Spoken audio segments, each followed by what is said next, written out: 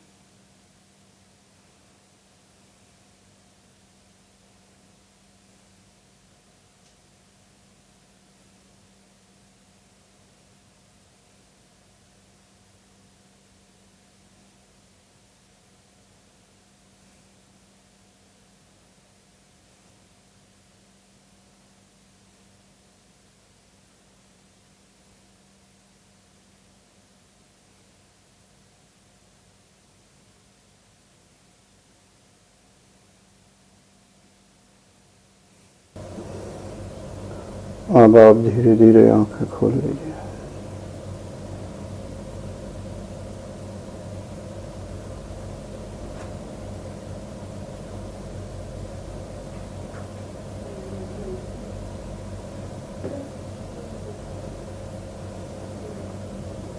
अब आपको बराबर साधना बनाए रखना होगा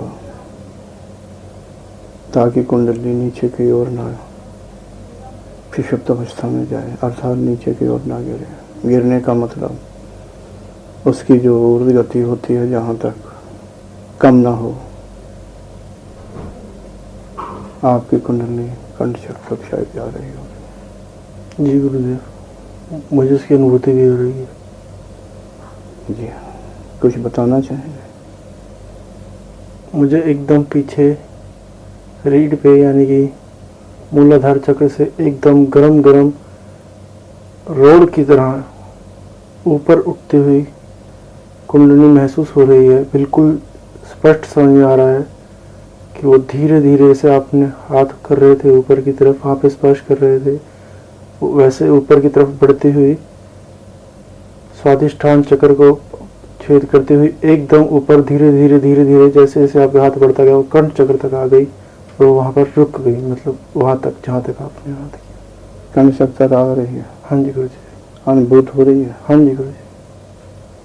ठीक है, देखो तुम्हें बराबर साधना बनाए रखना होगा। जो ये वर्तमान का जो अवसर तुम्हें मिला है तुम्हारे पूर्व काल के पुण्य के अनुसार ही मिला है, नहीं तो इस प्रकार में शक्तिपात नहीं करता। ठीक है, साधना करते रहो, पढ़ाई भी करते रहो। भविष्य में जब गृहस्थ में जाओ इसको कभी मत भूलो, अभ्यास के लिए समय देते रहो। जी, ईश्वर ने चाहा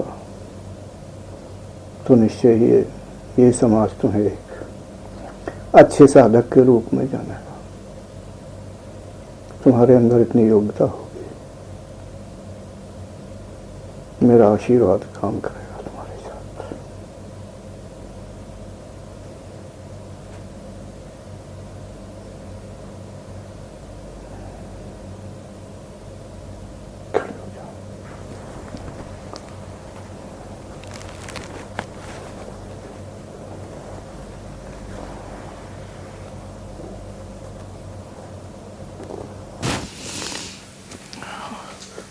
नहीं, चालू रहने दो, बैठे रहो। हे साधकों, तुमने देखा होगा कि मैंने इसके शरीर में, इस साधक के शरीर में कई बार शक्तिपात किया। तो मैं समय अभाव के कारण मैं ज़्यादा नहीं बता पाऊंगा, विस्तार से फिर कभी बताऊंगा। इस साधक की कुंडली जो नाभि चक्र तक आती थी, तो सबसे पहले मैंने संकल्प के द्वारा मूलाधार से लेकर के कंठ चक्र तक इसका मार्ग प्रशस्त किया, अर्थात मलिनता को दूर किया, चक्र तो इसके पहले खुल चुके थे, यानी हृदय चक्र तक। दोबारा फिर इनकी मलिनता को साफ किया, कुंडलिनी देवी से प्रार्थना करके ऊपर को चढ़ने का इशारा किया और ऊर्ध्व होने लगे। इसके बाद जो तुमने प्रैक्टिकल करते हुए देखा है, मैं अन्य साधकों को ये बताऊंगा, या जो भी दर्शक हैं वो इस प्रकार का कार्य ना करें। इस प्रकार का कार्य तभी करें जब उनकी परिपक्व अवस्था हो। अगर परिपक्व अवस्था ना होने पर अनाड़ीपन में ये काम किया तो दूसरे को परेशानी भी हो सकती है। ये जितना सरल दिखने में लग रहा है, ये इतना सरल नहीं होता है। इसलिए जब तक परिपक्व अवस्था ना आए, शक्तिपात किसी पर मत करना, मार्गदर्शन इस प्रकार को किसी को मत देना। पहले अपने गुरु से परिपक्वता हासिल कर लो, यानी जो गूढ़ तरीके होते हैं, इसमें अभी बहुत सी बातें मैंने नहीं बताई हुई हैं, वो गुरु शिष्य परंपरा में ही बताई जाती है किस प्रकार से शक्तिपात किया जाता है। क्योंकि मैं शक्तिपात करते समय बहुत ही ज़्यादा मात्रा में योग बल निकाल रहा था, इसलिए इस साधक को ज़्यादा परेशानी नहीं हुई, नहीं तो ढेर सारे साधकों को क्रियाएं होने लगती हैं।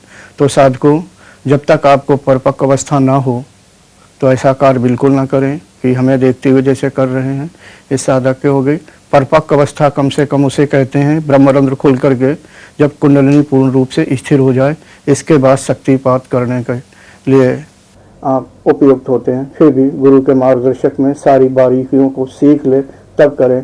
अब फिर किसी वीडियो में मैं कंठ चक्र खुलने का कुछ हल्का सा तरीका बताऊंगा, और इस साधक का बहुत ही जल्दी मैं अब कंठ चक्र भी खोल दूंगा। जब ये साधक तुम सबको समाज में दिखाई देगा, उस समय समझ लो कि इसका कंठ चक्र खुला हुआ है और मेरी निगाह में एक श्रेष्ठ साधक होगा। नमस्कार। Thanks for watching. Remember to like, comment and subscribe.